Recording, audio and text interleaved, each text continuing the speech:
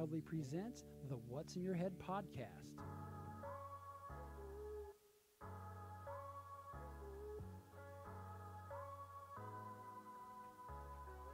Digitized live from your company name here. the studios in Cape Coral, Florida.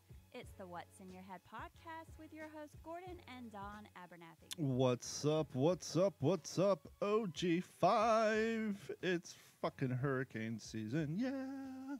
Woohoo! Gordon is not live with us tonight. He is actually over in Big Sky, Montana, reliving his glory days, sharing with his wife and his kids, i.e. his dogs, what he was, where he was at when he left Ohio, and all the wonderful debauchery that he got involved with in Big Sky, Montana.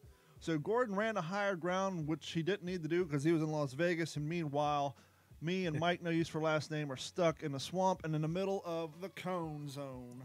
Oh, yeah. You know, it's crazy. I was leaving work on... I keep thinking today's fucking Thursday. I was leaving work yesterday, on Monday, and I was looking at the cone, and my office, which is on the corner of 46th Street and Cape Coral Parkway, was not in the cone, but my house was on the southwest side of the cone. And 4 hours later, when I got done with the What's the Scuttlebutt podcast, it was like Cape Coral, Fort Myers, we're all in the fucking cone. Yep. It's very reminiscent of Charlie, except for Charlie was a hell of a lot smaller. This son of a bitch is big, and they are worried about and anticipating storm surge, or so they say. Yes. Now, here's the beef I have with that. My new boss just moved to town a year and a half ago, and he lives right on the Lucin-Snatchy River.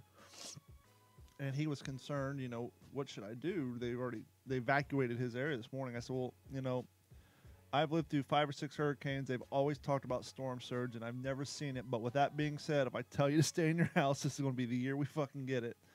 So I said, welcome to Florida. Mm-hmm. The big key to being a Floridian in hurricane season is you have to decide what you're going to do. And most of us make that decision based off of what our neighbors are doing. My neighbors across the street just put their shutters up like 2.5 hours ago. And that sucks because we're supposed to have shutters in our community here. And they were like, yeah, we're not going to put them up anymore. Fantastic. I was like, all right.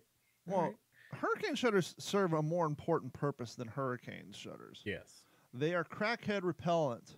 Yes. When the power goes away, the looters come out to play.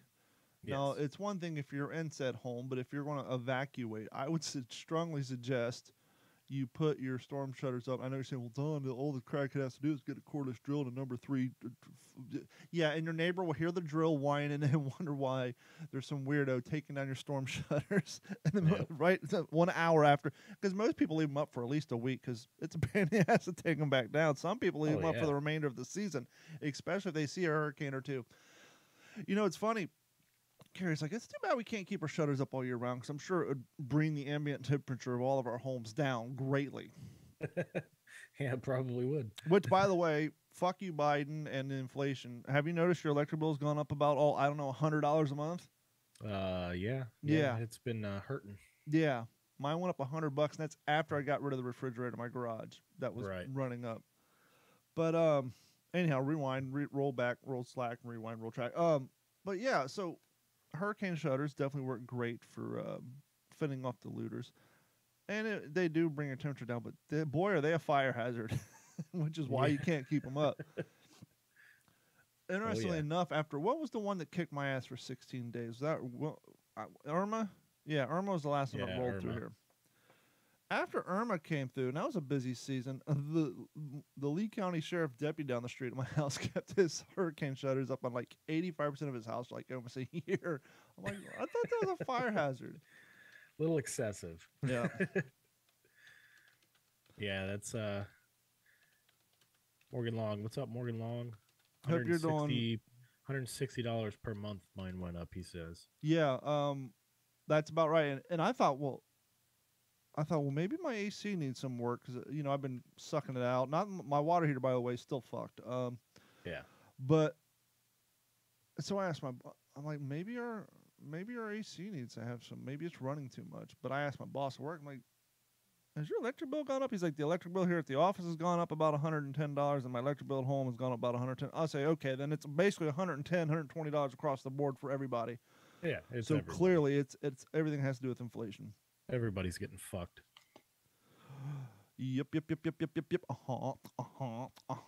Okay, let's play a fun game. All right. Now, I moved down here in 2004, Mm-hmm. and prior to my dad buying his house, what about hurricanes, man? You know, hurricanes no, hurricanes, they always go up and around and take off. There hasn't been a hurricane here in forever. Andrew, 1992. Mm-hmm. Opal, 1995. So, no storms made landfall since 1995. Mm-hmm. Okay, and none in Southwest Florida for freaking ever. Okay, cool.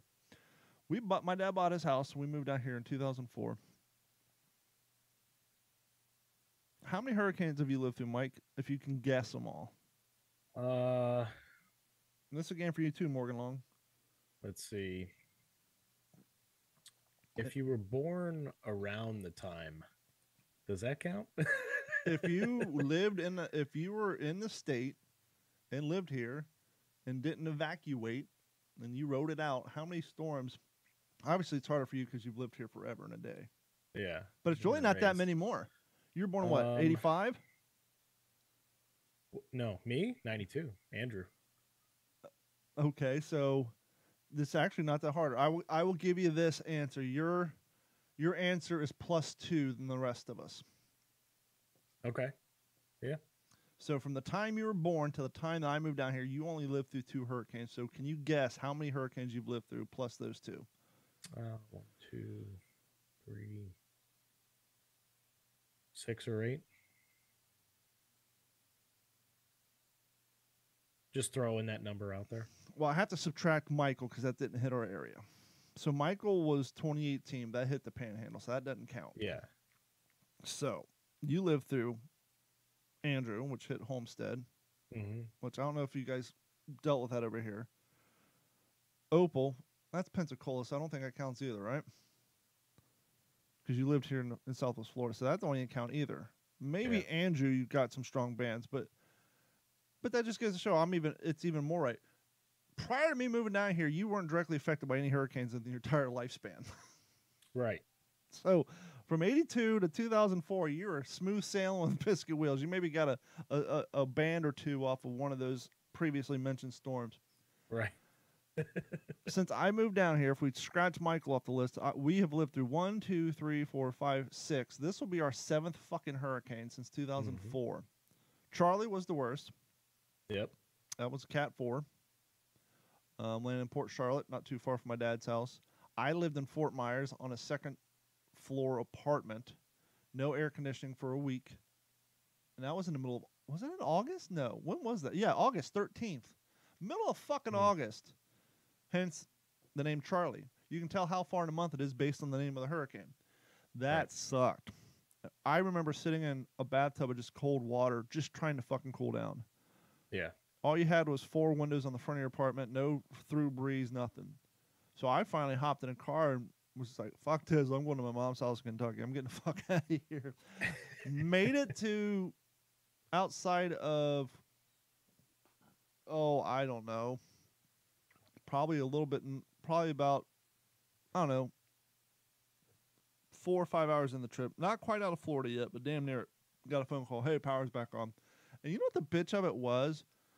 Our side of the parking lot of the apartment complex had no power. The people across the street had power the entire time. So for that week, none of them came over, said, hey. One guy did come over and offer ice. But these fuckers were having hurricane parties, so you're sitting there roasting and dying, sitting in your bathtub at 2 in the morning, and you're hearing people across the parking lot with lights on and just partying down and drunk people going in and out of the parking lot. So that sucked. That was a kick. Yeah, that was back there in Charlie. I mean, I was in middle school, I think. And I remember, my family house, I guess you would call it, was built in the 80s. And no shutters, no nothing like that. We were remodeling and whatever. And we actually went across the street to a good friend of mine. They had just built a house in like 2002 or 2003. and they had all the up-to-date codes and had the hurricane shutters and all that. So we stayed at their house, and nobody had a generator at the time. I don't think anybody really ever thought about it. Only people had generators were the hillbillies who would use them to power their campers when they'd go out to the swamp and hunt for the weekend. Yeah, exactly. And I remember, because once again, there was no significant landfall in this area since Jesus Christ. I mean, on the West Coast, I'm looking. Wow. Captiva Island, 1873. Yeah. I mean, I'm looking West Coast. Marathon, Florida, that's Central Florida. Panama City, that's way north. I'm talking about in Southwest Florida. The closest I can possibly see. Where the hell's Cedar Key at? That was 1950. Is that north of us? I think so. 1950 is probably the closest. Desden's a little close. That's 1975. But either way, so since like 1960, 1975, and Morgan Long got sucked into the same real estate bamboozle I did. He said, I got the hurricanes never hit the West Coast speech 100 times before I moved here, right before Charlie. He got... I remember we got here 6 months before Charlie, long enough for my dad to buy a house, build a $5,000 vinyl privacy fence, and have it knocked down. The insurance cutting him a fat check for $125 and then canceling his account, even though he had them his entire life, every car, every house he's ever owned in Ohio, Kentucky, Texas, California, and Florida. Never filed one fucking claim. Filed a claim for his $5,000 privacy fence. They gave him $125 and it cost him another $3,000 in parts and labor to reassemble the fucking thing. Jesus. And then I remember the next one that came through,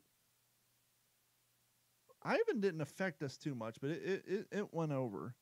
I think it caused some wind. I think Ivan or Dennis, I don't know. One of the next ones knocked his fence down again. And he went through the same rigmarole, and finally the fence guy said, "Let me show you how to take this thing apart."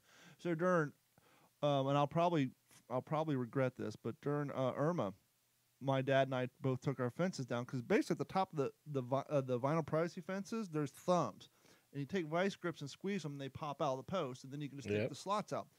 It's a lot of goddamn work, but we didn't lose any of our fencing, and some of our neighbors did. I didn't fuck with it. Now me, my neighbor to the left, and the neighbor behind me to the left, and the neighbor 3 houses down, we all have the exact same fence. So I figure if enough pieces fly around, I can get out there quickly and just rebuild mine with all their parts. They won't know the difference. Why does half your fence green and then you got some new shiny parts? Oh, I flipped them around. Yeah, I remember during Charlie, I mean, you know, with the eye coming through and everything calming down. And, you know, I remember we had these new neighbors that lived down the street, and they were boasting that they had a generator. And we were just all miserable inside that house. I mean, just miserable. Irma, I worked at Stan and Haney. We lost power. After day 8, one of our listeners let me borrow his generator because he got his power back on. Right. Day 16, I finally went on the air and said, "Listen, if there's anybody in a bucket truck within the sound of my voice, call me. The reason my neighborhood is completely without power is my neighbor refused to trim his tree. His tree fell down, broke the pole, blew up the transformer, and then it shorted out everyone coming down through the neighborhood. Right. If you come and disconnect the post, because it came through my neighborhood like a backwards S, and my house was 3 doors down from the end of the S. I said, if you come disconnect the collapsed pole, you can restore power to every freaking house in this neighborhood except for the last poor 3 after the broken pole. Yeah. And one of the drivers called the station, gave him my address, and within an hour and a half, he did just that. I was like, I should have did that fucking 8 days ago, but right. And so now when we had the generator, and don't get me wrong, I'm thankful to have it. It was enough just to give us lights, TV, and fans. No AC, nothing. We had a little swamp cooler, which brought our living room down to a cool 89 degrees. But yeah, so that was Hurricane Charlie, and so we're dealing with this one. I do feel a little more comfortable now with flood preparations that I live in Zone D, but I also have 3 kayaks. Yeah. So if shit goes south, I can literally put my birds and cat carriers and my dogs and cats and the family and we have enough kayaks that if we have to scoot out of here, we can. But I don't foresee water getting to my house. I could see it flooding my street. Yeah. And even coming up my driveway. But I don't know. The storm surge is the scary thing because this thing is so fucking big and it's so goddamn slow. Yeah, the last time I heard it was like 350 miles across. And it's supposed to like sit on top of us for almost 24 hours. Yeah, and it's like when they did the size comparison between Charlie and this one now, it's almost like double the size. The good news is when it hits us, it's going to turn to a Cat 3. Yeah. Which, I don't know, sometimes I feel like I've been stuck in a Cat 2 on a regular Wednesday thunderstorm. Right. The sad thing is I live out Northeast Cape, and, well, our infrastructure sucks, and so I lose power on a Wednesday thunderstorm. So I know I'm going to lose power. The question is how long? Hopefully we don't lose any poles. Hopefully they just got to come by with the stick and go. Shout out to the power companies. There's like 3 bucket trucks parked in a Publix parking lot a mile from my house. And so they're already strategically distributing them throughout the city. Yeah. I don't know if the guys ride the shit out inside those trucks. I guess they're heavy enough that they wouldn't go anywhere, but it'd still be kind of, a little scary. That's sketchy. Yeah. That'd be sketchy as hell. But so that's where we're at on that. Go F yourself to the Weather Channel. I'm so tired of them. We have a shit ton of new people down here from closed states who said, fuck this, I'm leaving during COVID. Mm-hmm. And so we have a lot of people. It's their first hurricane. They don't know what to do. And obviously the local news is only on at 6 and 11 and 6 a.m. and 7. So, you've got 5 times to check in. So people go, and rightfully so, to the Weather Channel. I don't know if it's geographically programmed or if everybody sees the same goddamn footage, but these pricks, they'll show you, here's the latest track. Talk about it for 10 minutes. We'll be back in 3.5 hours. And then they cut the footage of Estero and Sanibel and Fort Myers from Hurricane Charlie. Yeah. And then they cut the footage from fucking Hurricane Irma when everybody got their dicks kicked in and houses flooded. It's like people are coming here to get information, not terrified. Yeah. It would be like, hey, World War III's jumped off. We're going to show you a map of where the Russians and the Chinese are currently coming up through Mexico into California. And before we come back and give you the next update, here is some footage from people getting murdered over to Ukraine. I mean, it's kind of... And then what these fuckers do, too, storm surge. Now, you can say, Don, they're just trying to provide context. Yes, that's fine. But when they actually give their news report... See, I can do this. They have, like, real intense stinger music in the background. The music bed is, like... It's, like, clearable horror music. It's just, like, the most crazy, like... It's a little short of ching, ching, ching, ching. I mean, it's just... It's meant to scare the shit out of you. And then what they do... 100,000 new residents, according to Morgan Long. And then what they do, they got this great new technology. They get on this little pad, and they're in front of a green screen. And they simulate the terrors of storm surge. So this guy's standing on the pad. He's got the screen. You can see, okay, when it gets to 2 feet, now when it gets to 9 feet, you're fucked. Cars start floating away. There's trash. And so, like, they can't just explain to you the severity of storm surge. They got to get you full 4K, 3D, straight up Facebook meta type shit. Yeah. And it's just like, come on, relay the information and then show some puppies and kittens. I mean, a lot of these people are already anxious enough. They don't need to see the, well, it's 1080p on a good day because Charlie was so long ago. But, we don't need to see the 10K version of Irma from, 6 years ago. Yeah. Yeah, I definitely... I mean, I don't watch the Weather Channel or anything. I watch local news, and then I pay more attention to my phone weather than I do anything else. I will say the cat from Wink, the guy who kind of took over, the big tall dude. The guy everybody... Matt Divitt. Matt Devitt, yeah. I remember when he first came down here before he got the big bald spot and gained a couple pounds. All the girls thought he was the bee's knees. But I will give him credit. Carrie and I were at the top of Edison Bridge one day running, and he came slugging up through there on a run. So he tries, but Yeah, Matt Devitt, you know, at least he doesn't buy into that panic porn shit. He gives it to you straight. He gives it to you how he thinks. He'll show you his reasoning, and then he passes it on. He doesn't do the whole let's scare the shit out of everybody. And that's the thing that used to annoy me about the local Fox affiliate. After Charlie, fucking what's his dick? Who's the guy over there at Fox? He was like the king anchor forever. Patrick Nolan. Yeah. Patrick Nolan and his side candy of the year, they would just continuously, it was like 7-8 years later, and like, whether we're here by your side, once again, they're showing people's houses getting torn apart from Hurricane Charlie and just all this horrible shit. It's like, okay, you guys can stop exploiting people's pain and their property loss from fucking 8 years ago. Yeah. No one watches you for weather anyhow. Everybody watches Wink News. That's just the way it is. Yeah. But if you're local to here, you watch Wink News. Yeah. Well, they just have the money, and their set looks. I mean, they don't look hokey and cowpoke. Yeah. Some of the sets on some of the competition, it's like 3 steps better than what you had in high school when you guys had the morning news on the monitor in the homeroom. Doing the morning news. Yep. Yeah. Let's get up to hurricane, because I've had up to my ass in the hurricane. If I said the name,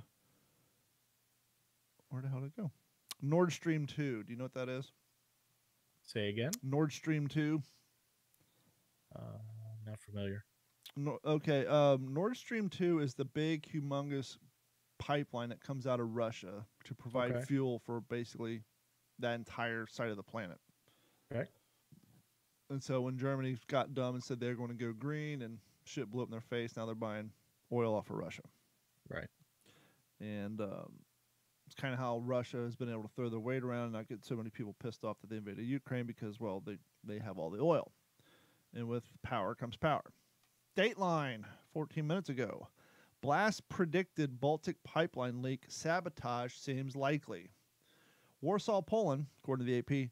Denmark said Tuesday it believed that, quote, deliberate actions by unknown perpetrators were behind the big leaks, which seismologists said followed powerful explosions in 2 natural gas pipelines running under the Baltic Sea. Says natural gas, not the regular fuel. From Russia to Germany. No, I'm sorry, they do. They provide natural gas because Germany, the natural gas went through the roof. That we did a story 2 weeks ago. People in Germany are like compressing sawdust to fucking heat their towns because they have no gas. Because Russia basically just drove the cost up so high.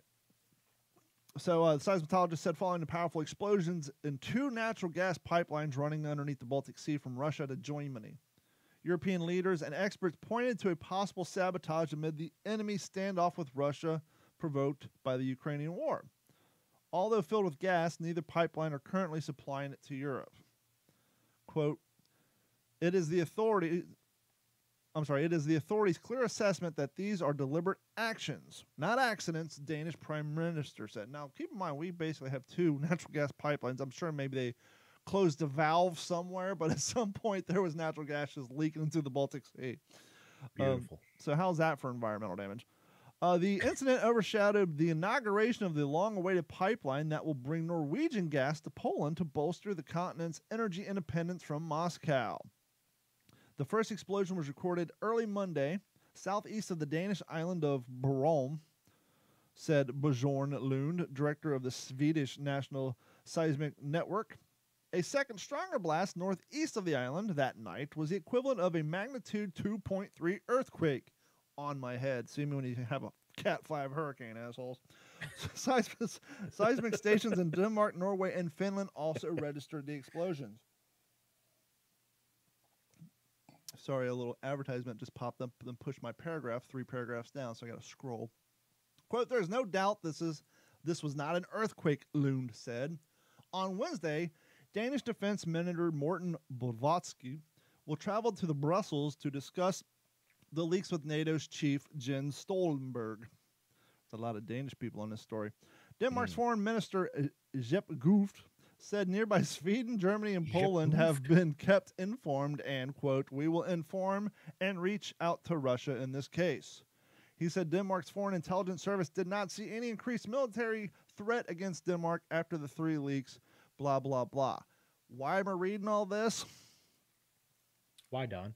Because back in February, our grandfather in chief made a weird comment that meant nothing at the time. And now for the What's in Your Head podcast TikTok lesson of the week. There will be no longer a Nord Stream 2. We will bring an end to it. But how will you do that exactly? Since the project and control of the project is within Germany's control. We will, I promise you, we'll be able to do it. And this has been the What's in Your Head podcast TikTok lesson of the week. Now, I'm not saying we're up to something, but when you have Sounds like we're up to something. and that wasn't like a lifted clip. That was somebody recording their TV who played back the Q&A. That was like behind a podium somewhere. That wasn't like in Air Force One. That wasn't him eating cookies at McDonald's. That was behind a podium in front of reporters that he said that. Yeah. There will be no longer a Nord Stream 2. We will bring an end to it. But how will you do that exactly? Since the project and control of the project is within Germany's control. We will, I promise you, we'll be able to do it. Let alone a short 7.5 months later, there's 2 holes in the fucking pipeline. Was an ass. It's like, come on. I hope it wasn't us. I mean, don't get me wrong. Fuck Russia and their pipeline, but Yeah. I just don't need any more concerns about us ending up in a war while we have a feeble, absent-minded figurehead. I understand the guy's not making any decisions, but he's still our figurehead, and we, people do see him as a representation of our lack of power, our lack of stability in the world. He's supposed to be the leader of our nation, and when you see clips of him being so incompetent, it's very embarrassing. It's what the hell? Oh, what the hell? What the hell? What the hell? Just closed out a story I wanted to do. Hold on. Good thing I still have it. And time keeps rolling on. Woke Generation Z is out to destroy entertainment. Ain't that the fucking truth? Wow. September 27th. And keep in mind, this is coming from the New York Post. This isn't coming from Blaze TV or Fox News or any of the Daily Wire. This is coming from the New York Post. Yeah. Generation Z? Question mark? More like Generation Buzzkill. You're funny. Thanks to this army of little introvert scolds, the future of TV and film is even more dire than post-pandemic viewership struggles in the box office slumps at the movies have suggested. A horrifying study from UCLA queried, don't get upset, Gen Z kids ages 13 to 18. Those overly mature children of the corn-born, what the fuck? I'm reading that right. Those overly mature children of the corn-born between, what the hell is the corn-born? It's right there. You guys look at the New York Post. Anyhow, that's not even the wine talking. Generation Z kids of 13 to 18, those overly mature children of the corn, capital C, born, lowercase b, between 2004 to 2009, about their viewing habits. And the downer conclusion pretty much is, enjoy anything fun and it's filthy. Enjoy anything fun and filthy that is over 90 seconds long while you can. So basically they're saying if it's fun, filthy, and over 90 seconds, it's got to go. If trends persist, soon our favorite escape divisions will be rarer than a unicycle on a highway of the New York street corner that doesn't reek of pot. If this trend presents, soon our favorite escape diversions will be as rare than a unicycle on a highway on New York street corner that doesn't reek of pot. Okay, guess you got to be there. The youth, you see, wish to replace, quote, Avatar and Elvis with TikTok dances. Hey, lay off of TikTok. By the way, I just hit 16,000 subscribers tonight. Thank you, guys. Woo! Little Miss Memes and social justice screeds because the internet and MSNBC doesn't give us enough of those already. Z demands more. The study notes that teens resoundingly reject aspirational stories. Well, I guess they don't like American Ninja Warrior then. Meaning that enjoyable yarns about frivolous people who are wealthier than you are, think classical music, comedies like Anything Goes, or custom dramas such as Downton Abbey, enjoyable things. These kooky kids claim to prefer depressing real-life stories chock full of irreverent womp-womp issues that track teens obsessed with blah, blah, blah. It is true. There seems to be an overly fixation on all things drama and boo-hoo, woe is me. Everything gets turned into issues. Now, I saw a TikTok where best thing happened with Black Lives Matters. Now we don't have to use the phrase African American. There's a black lady. She duetted a white woman who was just walking through the rain. Maybe the drought was ended. Maybe she had some plants behind her. She just threw up and walked in the rain. And I'm seeing black people duet this lady because they all know she's a fucking idiot. Thank God. But this black lady was saying that walking in the rain was white privilege. It's like, okay. This woman, and so like all these other black people like, bitch, you're dumb, shut up. So thank God, people are calling out her shit. But it's like, why does everybody have to make everything about something nowadays? It's so insane. And it is. Good news is every generation rebels, so we just got to wait until like the next up-and-comers come to rebel against this crap. Hopefully they don't delete, demolish, and destroy too much of our entertainment in the interim. Like I said on the What's the Scuttlebutt multiple times, when it comes to books, you can have all the digital books you want, but our history books need to be in hard copy because you can't delete a paragraph and then hit save and say, there's our new history. Yeah. Well, same thing. I mean, they're changing up storylines. Somebody brought up a good point. We all know that after Stranger Things came out and they were showing historical smoking, parents are complaining that their kids are watching a show about smoking. They weren't complaining about kids getting murdered by underground monsters and sucking them into the pool and all the different horrible shit that happened to them. It was the fact that they were smoking before they died. They got everybody's feathers on a fucking ruffle. And it's just like everything is so skewed. It's like, what the fuck? What are we doing? What is going on? Well, everybody these days has to have something to bitch about. What's up, Gordon? Checking in. Something to bitch about. Everybody's their own newspaper editor, and they all need content. Yep. And just like the real newspapers and real media, blood sells, blood gets leads. Yep. And while we're talking about this younger generation, I saw this news report today. GM delays return to office mandate after employees backlash.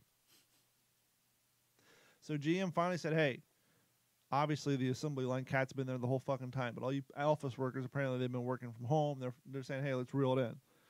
Mm-hmm. Dateline Detroit, General Motors is conducting damage control around its return to office plans after Friday afternoon's message to employees spurred backlash and confusion. I'm confused. I got to come to work? Oh, no. I have to shave and get out of my pajamas that I've been wearing for 2.5 years and come to work? Mm. The company's senior leadership team on Friday said corporate workers would be required, mandated, forced, if you will, to return to the physical locations at least 3 days a week, Mike.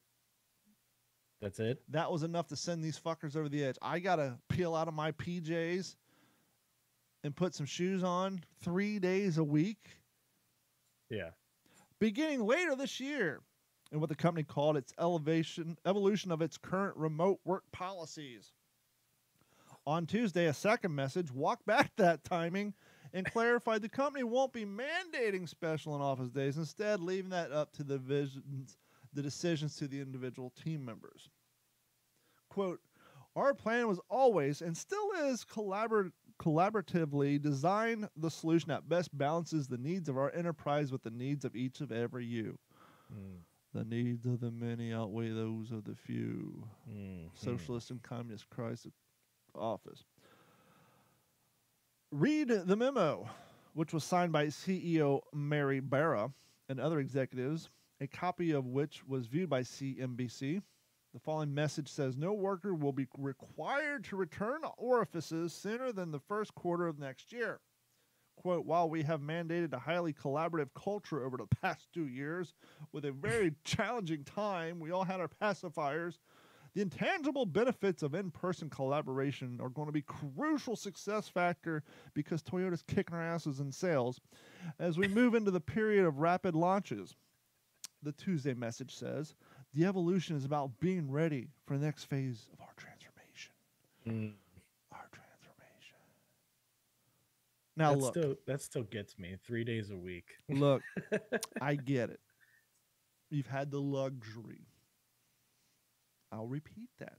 You've had the luxury of working home for 2 years. Me, I can't. I went to work as much as I could during the pandemic. There have been studies showed long before the pandemic, long before we closed down the fucking economy. Years ago, there were studies come out that said for those people who occasionally work at home, pull out their laptop, get a few reports done, whatever, they strongly suggest you do not use your laptop in your bed. Has nothing to do with fires, heating, or blah, blah, blah. It has everything to do with mental and subconscious realization of your environment. They say if you work in bed and then go to bed, as far as your body and your subconscious is concerned, you never left work. And you'll actually wake up more tired and exhausted than if you would have done work in the living room or in your den, your office, your kid's room, the neighbor's pool, wherever, anywhere in your bedroom, that it affects your sleep. So now imagine working, living, existing in a single environment for the last 2 years. And then we wonder why people are stressing the fuck out. Right. Once again, I get it. It's convenient. You don't have to shave your balls anymore. But you've seen all the commercials that kind of go with what you're talking about. I mean, there's so many people out there that, you know, in the commercials and stuff, you always see the guy that's got no pants on, but he's got a nice shirt and a tie on. The guy who got fired from CBN because they thought from CNN, they thought they're taking a 20-minute post Zoom meeting break, and the dude just pulls up YouPorn and starts rubbing one out and forgot to close his fucking Zoom meeting and got fired for it. He got brought back 6 months later, but yeah, the dude was fired for rubbing one out on a Zoom meeting because he thought everybody went to break and he didn't close his camera. What an idiot. But look, people are getting too comfortable. Have you seen these? Have you seen these these pro lazy fuck commercials by DoorDash now? I'm listening to the wind rip through my hurricane shutters right now. Yeah, they have these commercials where they're talking about how ordering in food every night is not lazy; it's supporting the local economy. That's the first one. The other one has a mom in her 30s justifying to herself why it's perfectly okay to feed her and her family pizza 4 nights a week. It's like, holy hell, we come a long way from complete balanced, nutritious breakfast that mom approves to, I'm going to feed my kid McDonald's 3 nights in a fucking row. Well, people think that you know, society used to eat, when it comes to food and stuff like that society used to eat so unhealthy, and like, you know, we don't use lard anymore, and we don't do this and we don't do that. It's like everybody's on such a health kick these days, and it's like, you know, there's so many I'm obese, you know, I'm over the average weight that I'm supposed to be, and that's because I eat like shit and I don't give a fuck. But there's so many people out there that are like, oh, you know, the national average for the weight in our country is way over what it's supposed to be, and it's like, well, nobody eats home cooked meals anymore. Nobody eats what mom cooked anymore. You know, nobody eats what the wife cooked. I'm on paleo diet. I only eat what cavemans eat. Bitch, all you gotta do is eat what your grandma ate in 1940, and you'd be skinny. The only problem is everything is so packed full of fucking. They say that the apple you buy today is nothing like the apple, like genetically. I believe structurally made up from fucking DNA is nowhere near the apple that our grandparents ate. I actually saw a cool video. It was showing it was showing fruit before industrial nations got involved. Bananas were primarily seed. Watermelons look completely different. It was mostly pulp and seed inside. I mean, before we modified everything. But I want to get back to the story real quick. Look, I get it. You want to work from home. It's comfortable. It's cozy. You don't have to change your underwear or shave your balls. But here's the problem. You're an executive, or not even executive. You have a job that doesn't require standing on an assembly line. That means you either work in marketing, payroll, human resources, what have you. You're designing cars, what have you. You live in Detroit, which is a shit show of a town, but you probably live in the nicer area, and the nicer area is going to have nicer area price tags, right? And let's take this out of the spectrum of GM, because this is happening everywhere. This is happening with, freaking computer companies. Anywhere that has an office space, there's people, primarily millennials and older Gen Zs, who are refusing to go back to work. They want to work from home, which I Right. get. But here's the problem that these short-minded dipshits don't take in effect. Let's say you work for a tech company. You're out in California. Hey, man, I don't need to come in. I can work from home. Yeah, you're right. Cool. And this will happen for a year or two. And what these dim-witted, short-sighted dumb fucks aren't thinking is, hey, when you got that job at Facebook, Amazon, wherever, the local newspaper, part of your salary, yes, your salary is based on your knowledge, your skill, and what you can do. But part of that salary is based on the cost of living in the area around that physical structure in which your happy ass is supposed to show up to every day. Right. And so if you live in New York City, you're paying $5,000 a month for a fucking decent apartment, and they take that in consideration when configuring your salary. Mhm. You live in LA, it's going to cost you $3-4 grand to live in a halfway decent apartment. My house would sell for probably $2.5 million in California right now. Yeah. And Absolutely. so all that is taken in consideration. If you short-minded dumb fucks don't take this into consideration, what's going to happen is come and say, hey, Mike does a decent job. He doesn't, go out of his way to over excel, which that's another thing, quiet quitting. That's where people refuse to do work more than they need to, not understanding that that's how you get a raise is by showing up and working a little harder. Yeah. And so you got a combination of quiet quitting and people not wanting to show up to work. And they say, well, we're paying Mike like $350,000 a year. And part of that is because of cost of living. I was on Yelp the other day, and there was a guy in Indiana, nowhere Indiana, small town, turned home, lost his job, has 3 years more experience than Mike,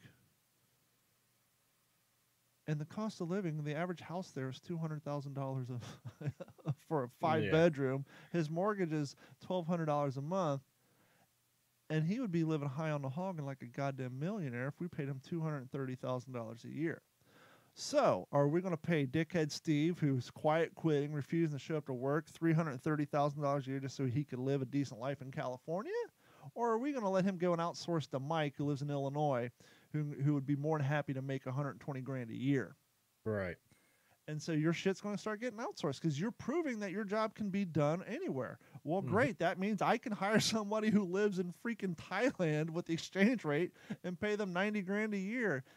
Problem solved. So you're arguing your way out of a job. Yeah. Yeah, absolutely. It's just people just don't take that into consideration. And I'm sorry, Zoom meetings are not as good as face-to-face stuff. Obviously, for these young cats who grew up with cell phones in their hands and have absolutely no desire. I don't know why I watched it on TV because I got all 3 DVDs in my closet. Matrix came on the other day. Yeah. When's the last time you sat down and watched that? It's been a couple of years. That's your all's homework assignment. Watch the unedited, uncensored version of The Matrix. Get over the bad CGI because it is dated. Yeah. But the whole storyline of everybody's just plugged into a computer and we're just jello mold and stuffed in there that we're being used for our BTUs, the power of the robots of the world, and how everybody's just satisfied walking around this metaverse. It's like, wow, yeah, I can see it going that way. Yep. And it's just like, which came first? Are we in a simulation? Because it's weird. That's kind of going off the movie there. That's kind of a rabbit hole that, Well, being an has IT guy, its own stuff going on with it. Too. well, being an IT guy, I love all the computer references, like Yeah. Oracle. The Oracle. Yeah. Oracle's a database. A database company. And what's a database? A database is a computer file full of data. So that's why the Smart Lady in that show was called the Oracle. And Agent Smith, an agent is code that you go around looking for shit in computer networks, and just all the cool little computer stuff in there is really cool. But Yeah, for its age, it's still definitely a film that holds up today. Weather Channel, talk shit about them. Check. GM, check. 16,000. We went over that. So I work with a young cat. He's 18 years old. New guy? No, he's the owner's son. Okay. He had a plastic container of little tiny square pretzels. Munching away on them. Num, num, num, num, num. What you got there, fella? Peanut butter pretzels. Pretzels with peanut butter in them? Yep. Oh, you're eating combos. What's a combo? Remember combos, Mike? Yes, I do. I said combos were pretzel sticks with shit injected into them. They had peanut butter, cream. So I had to go on Google, show him combos. He'd never seen a combo in his life. He thought You're that kidding. little square pretzels with peanut butter inside. He thought that was a new thing. I was like, no, you're eating square combos. Some of my favorite combos were the pizza ones. I like the sharp cheddar. Those are good too. When's the last time you seen a pack of combos laying around in the gas station? It's been a while. Because I know if I'd seen it, I probably would have grabbed it back. Here's what we're going to do. We're going to win the lottery. Okay. And then we're going to get some cameras. We're going to drive to like the middle of the country. Maybe in springtime. And we're going to drive. Maybe we'll go out to California. We'll take boring-ass Route 66. Yeah, that's right. I said it. Boring-ass Route 66. I took it in 1998, and I wasn't impressed. So we're going to take boring-ass Route 66 from California to Florida. And the reason we need to win the lottery for this is, one, gas prices, but two, inflation. We're going to buy a pack of Reese cups, both 4 king size and 2-piece, every 28 miles. And we're going to see if there's a line of demarcation of where the quality falls off. I've been complaining about this for years. I half suspect that Reese's forces people to buy in bulk now, or maybe it's the fact that we live in hot-ass Florida and things have to come down here on trucks. When is the last time you got a enjoyable Reese cup in the state of Florida? They're usually semi-white, somewhat scaly, drier than shit. And I remember growing up in Kentucky and Ohio, Reese cups were fantastic. Now, I don't know if the ingredients have changed in the last 27 years or if it's the fact that we live in Florida and you just can't keep the things from melting. But I have not, there's been so many times, I have to quit buying this. I'll eat one of it, or just throw the other 3 away. It's that bad. Can you, take that and then scale it up? Because I just saw at, what was it, 7-Eleven the other day. Because we're not fat enough. Now we got the 6-piece. 2 half-pound cups. Well, those are for the holidays, but they actually do sell a 6-pack now. Yeah. I've seen that too. Because we're not fat enough. No. A 6-pack Reese cup. Actually, what I've done, because it's usually the chocolate that's bad, the closest I can get to a enjoyable Reese cup is if you get the 2-pack of the extra peanut butter. Yeah. That one's not so bad, but the chocolate has just gone the shit. I can't figure out why. It makes no sense to me. Honestly, I quit eating chocolate and sweets and stuff like that. I mean, need to. if I have it around the house or if it's Halloween or something like that, I might have a nibble. But other than that, I had an epiphany the other day, and I think it's going to finally help me get off of the soda wagon again. Yeah. Inflation. How much do you think a 12-pack of Diet Coke is? Last time I bought one? Yep. $4. Market price right now today, $8.19 for a 12-pack of fucking Coke. Jesus. Damn near $10 for. So if we need any more reason to stop drinking soda, I don't need one now. Yeah. You know how much a 1-gallon jug of drinking water costs from Publix? 89 cents. So I've been trying to get myself off the soda, but it's like, oh, well, let's buy 2, get 1 free. Yeah, but you just spent $17 on soda to get the 2. Yeah. It's absurd. And it's not even a slam on Publix. Everything's just getting so expensive, and I don't know when it's going to stop. Now I know what my parents felt like in the 80s when the inflation hit and all that shit. But it's just so goddamn insane. Yeah, I'm actually glad that I don't. That's another thing. I don't really drink soda that much. I need to get off of it. I'm gaining weight. Back when I went hardcore on my diet and working at Stan Haney, I cut off soda. Actually, I was off soda completely for a year until Irma came, and then there wasn't any water anywhere because people panic buy. Yeah. And so there's soda's fucking everywhere, but you can't buy any bottled water anywhere. How many of Right. those pricks do you think at Publix buying up 4, 8, 9 cases of water have city water? 50% of the county. I don't drink tap. Bitch, I live in a swamp. I got fucking well water. Yeah. Okay, when the power goes out, not only is that water for me, it's for my cats, my dogs, my birds, everything. Bathing. So all I have that a shit. 5-gallon jerry can full of water. So because I know I'm gonna be dumping them into my toilets to flush my toilets because I won't have water because my pump will go out again. I got 4 1-gallon jugs of water in the freezer. So when the power goes out, I can put them in my Coca-Cola ice chest instead of buying ice. And then when they melt, you've got drinkable water. I got 3 1-gallon Ziploc bags in the freezer full of water for the same purpose, so I can keep my freezer cold too.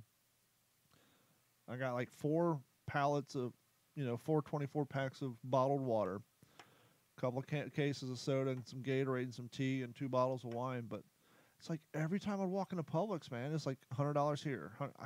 Dude, I'm probably close to $500 on fucking this hurricane shit. Easily. And that's just for dinner and extra water. And I've got right now, my survival food, like if I lose power for the next 3 days, I got like 5 packs of hot dogs and a hamburger because I have my propane stove that I use at my World War II events.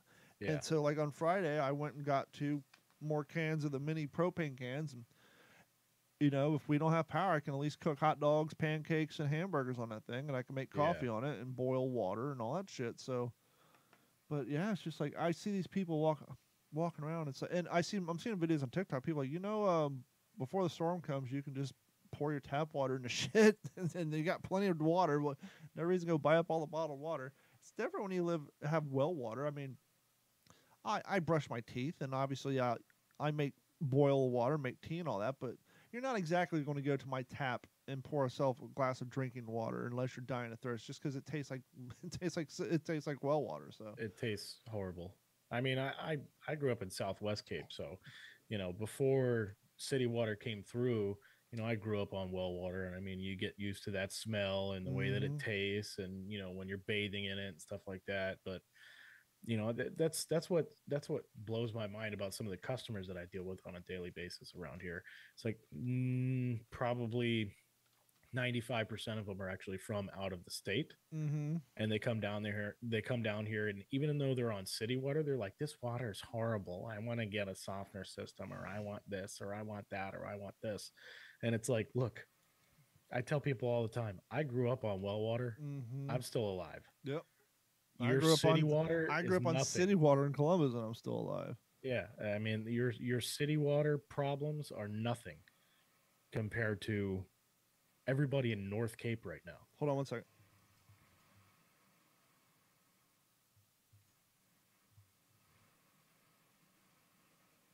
This has been Soothing Sounds of Hurricane Bands with your friends at Digital Fourten Network. For those of you living in Ohio, that's what rain sounds like bouncing off a hurricane shutter.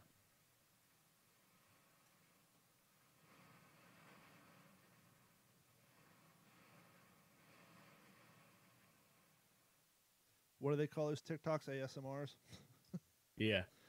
Get your. That's just people are fucking weird.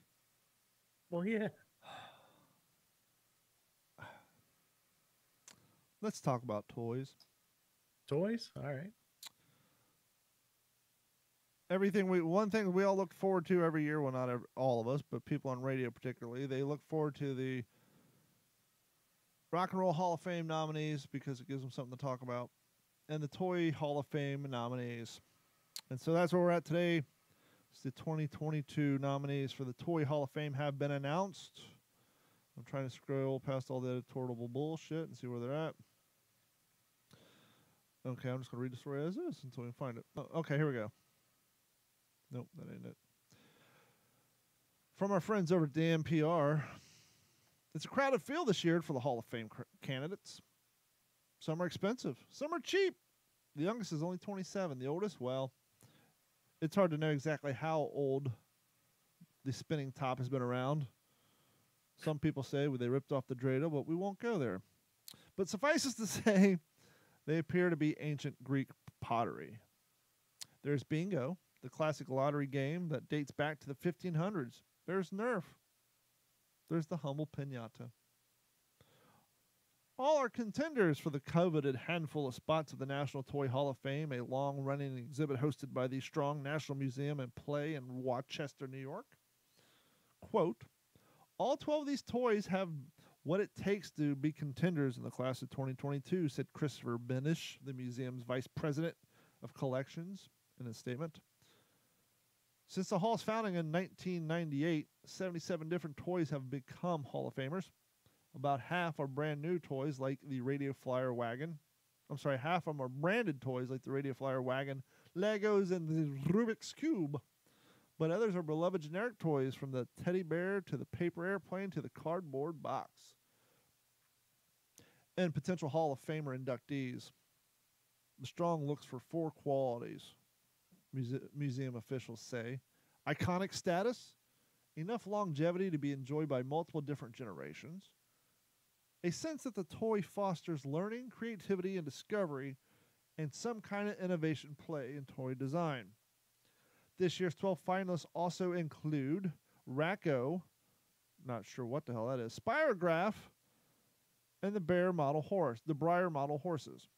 Another contender is Catan, the German board game first released in 1995 as the Settlers of Catan, which has sold more than 32 million copies worldwide and helped introduce Americans to the European game style of board game that has since been mainstream. Don't know anything about it.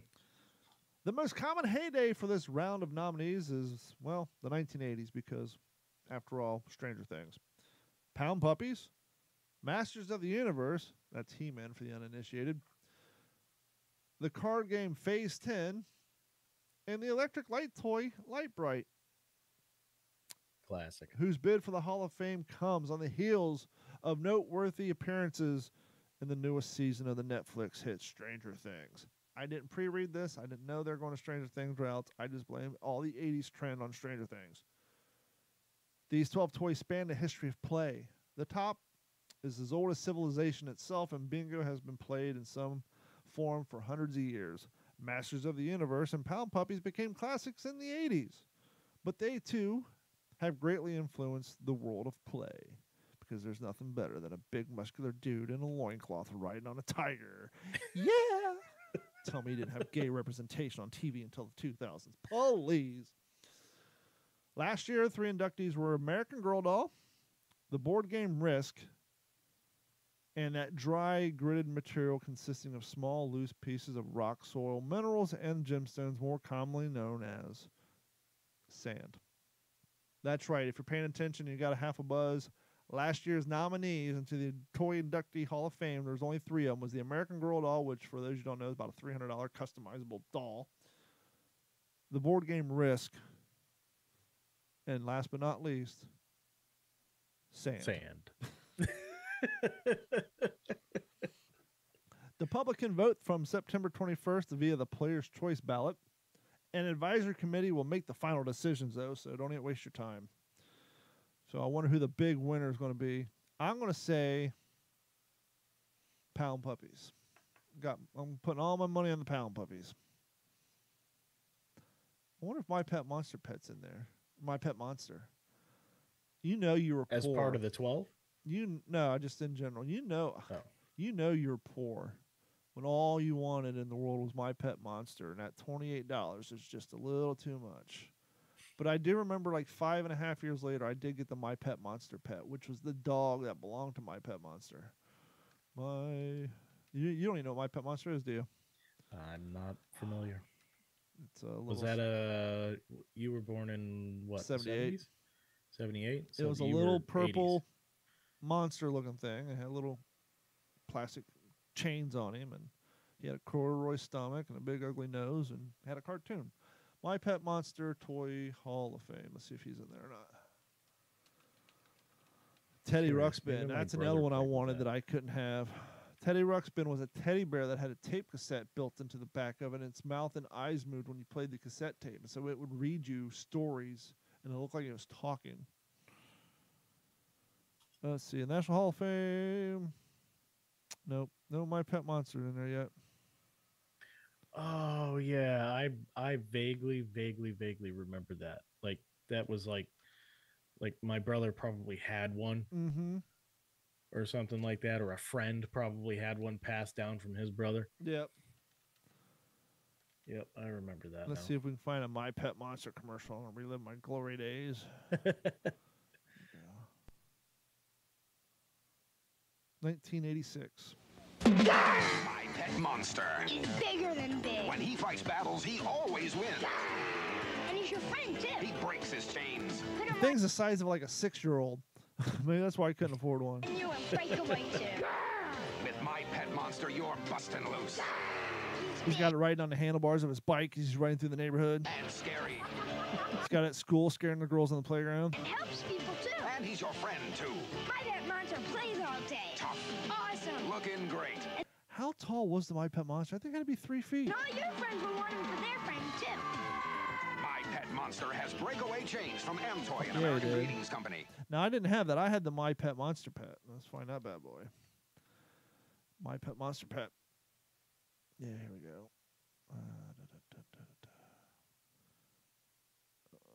My Pet Monster Pet. That ain't it. That's a big old advertisement for marijuana. Monster Pet. Oops. A Monster Pet has puppet action. Chain up. For action. Get a Monster Pet. There. But Monster Pet. Monster Pet was a puppet. You can put your hand in it and control its mouth. And it was a more reasonable, more compact size. It wasn't 3 foot tall like the My Pet Monster. Uh-oh. Beware of Monster Pet. My Monster Pets have puppet action features. Part of a My Pet Monster collection, each sold separately. I never saw that one. They have a My Pet Monster as a football helmet. Oh. You don't. I bet you weren't around for Monchichis either, were you? Nope. Monchichi, Monchichi. Monchichis are little cartoon monkeys. They made stuffed animals out of them. Oh, Monchichis. It's Monchichi, girl doll, boy doll. School time and football fan outfits are each sold separately. Monchichi, Monchichi, oh so soft and cuddly. With the thumb in her mouth, she's really neat. But our kids. Again, I remember seeing it, but no, not familiar. See how easy our parents had it? For Christmas, we wanted My Pet Monsters and fucking Monchichis. Our kids want $300 hoverboards, iPads, Xbox that cost $1,000, and a fucking computer. All for one Christmas. All I wanted was a goddamn stuffed animal with some fucking plastic chains. and maybe a G.I. Joe or 3. I remember, you know what the retail price of a G.I. Joe was in 1983? What's that? $2.50. $2.50. And you still didn't get one every time you went. Because that was a lot of goddamn money for a toy. Nowadays, something like that would probably cost $18 to $20. Mm-hmm. Easily. Mm-hmm. Oh, the memories. The good old days. Good old days. And that's the thing that sucks about the day is that, like, you know, kids, you take a kid through like Walmart or something like that. And you go down the toy Walmart aisle is and the like, world's largest toy store. Yeah. Not because of the amount of toys they carry, but because of how many stores they have throughout the world. Right. And the fact that Toys R Us and everybody else went belly up. Yep. But you walk through those stores with your kid these days, and it's like, oh, look, you know, check this out. It's like you get more excited about those damn toys than they do. Mm-hmm. They're like, what the hell am I supposed to do with this? I remember every November 1st, I think it was, the JCPenney catalog came out for Christmas. Because my parents both worked full-time, overtime, and so that's where all of our Christmas toys, I mean, we would go through the catalog and have our own color pendants, circle what we fucking wanted. And they would go through there and get the things they could afford. But literally, we just went straight to the back of the JCPenney catalog to the toys, like the Christmas, and that's where we got our Nintendo from. Our Super Nintendo included a power pad. My Christmas budget back in was $100 because there's 6 of us. And so me, my brother, my sister, No, me and my brother and my stepbrother, we all combined our budgets and we got a Super Nintendo with Power Pad, Duck Hunt, and the Olympics, and Mario Brothers, and the extra controller.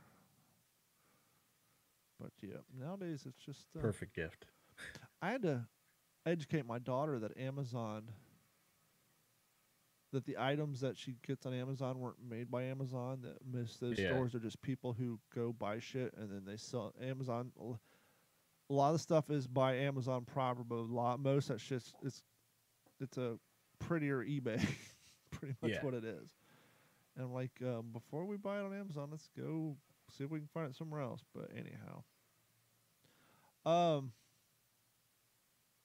yeah, I'm hoping we don't have to use our kayaks as modes of transportation to get out of our fucking houses. Yeah, but I do feel better having them. Between that and the boat that's sitting across town now. Yep.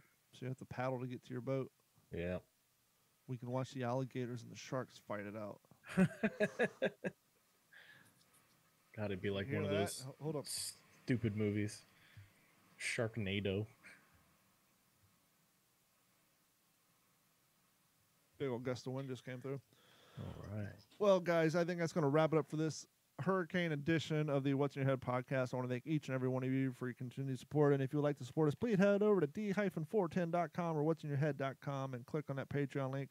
Sign up and subscribe. It only costs you $1 a month. You can also get some merch while you're there. Get you an OG5 t-shirt. You can get get the Second Amendment t-shirt. We got the Don't Tread on Me t-shirt. We have What's in Your Head podcast t-shirts, Sucking Up Buttercup t-shirts. I need to get back into the t-shirt design and get some new shirts up there.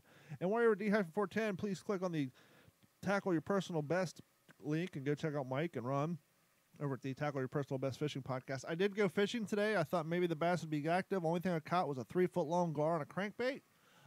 So the bass were not biting at fucking all. Hopefully they'll be a little more crazy after the storm. But tonight, just a gar. Yeah, I believe they're going to be a lot more active after the storm. They're huddled up and hunkered down just like we are. Yep. So that's going to wrap it up for this episode. I want to thank you guys, each and every one of you, and we will be back next week. Gordon will be back from his vacation, and we do have a guest coming up to find people who bought out the Beaver Lake Trading Post, has been in contact with us, and we are going to have them on the show to talk about the joys of a small town grocery store that you guys could give two shits about. But because Gordon and I want to relive our youth, we're going to go down that route. So thank you guys so much, and we will talk to you all next week. This has been a Digital Fourten production.